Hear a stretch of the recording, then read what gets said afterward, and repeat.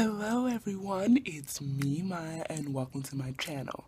It's a little early in the household today, so I'm going to have to be a little bit quiet, but I just wanted to share that I am currently reading The Last Camel Died at Noon by Elizabeth Peters. It's an Amelia Peabody mystery, and I'm at page 156. I'm about to start chapter 7, and I wanted to share my thoughts so far.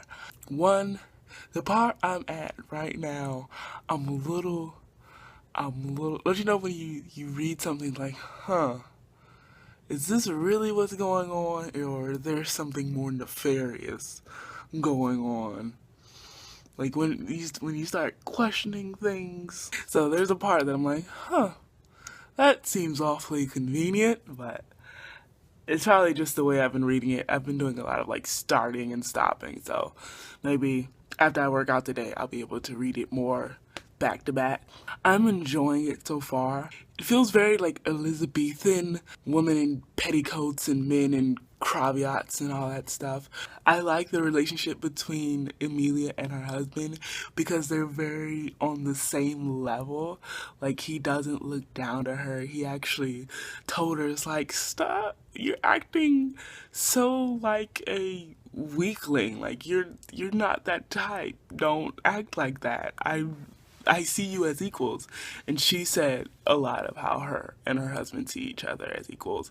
And I think I really appreciate that, especially for a book that's in this time period. They're both Egyptologists, which seems like a very fancy word for archaeologists, and they're experts in Egypt and so forth. They're discovering this tomb or whatever, and they're finding out that there's a larger mystery attached to all of this stuff than they may have previously thought. And I love mysteries.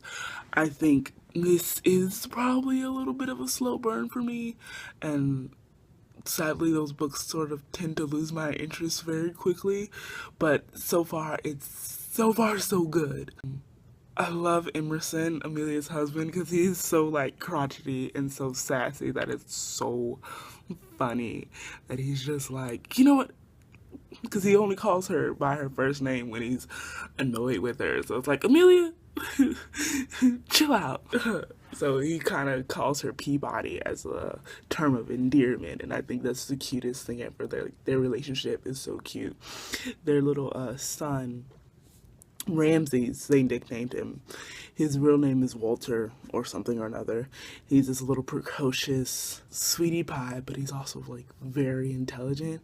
And I fear for those days when your child is more intelligent than you are, because he kind of gets the drop on them. And the way he converses with them, it's very as if he's a little adult. And I think that's kind of cool how he is personified. I love how this story is formatted because it's Amelia's account of what's happened.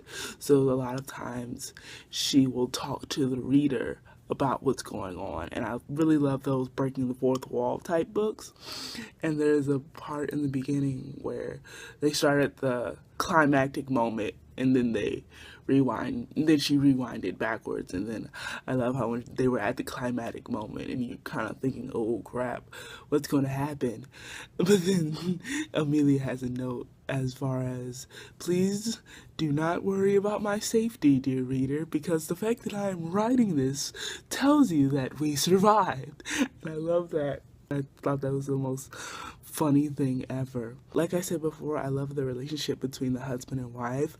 I really like how she described their relations, because it's a read between the lines sort of thing, and it's not like it's explicit without being explicit. Elizabeth Peters is definitely a wordsmith, where she creates the words in a way that if you know what she's talking about, you know what she's talking about. But if you don't, you're like, that sounds so pretty. Good ups to you, Lizzie. While reading this book, it's definitely a cross between Nick and Nora from Thin Man, the Thin Man movies / novels. because the way they bicker and how cute they are. It definitely has a lot of like Sherlock Holmes, Watson with the mysterious aspect of it, and the fact that Watson is the one who's writing. Amelia in this one is also the one that's writing the tale, and that Amelia is also a doctor like Watson was, and Emerson is snarky like Sherlock Holmes is. It definitely has a little bit of the Mummy type of aspect, reminding me of that as far as like the couple and the young child. So it's, my final thoughts are, it's the Thin Man meets Sherlock Holmes meets the Mummy. So if any of that appeals to you, definitely read it. So I think that should be about it. Ooh, before you go, if you watched all the way to the end, you get to see Petunia. Now, who's Petunia?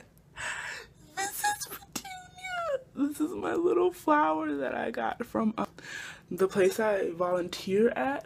And look up, did you see how big it was? I'm so proud. Well, that's all from me. I hope you have enjoyed this video. If you would like to see more of these videos, hit that like button, hit subscribe, and I'll see you next time. Bye.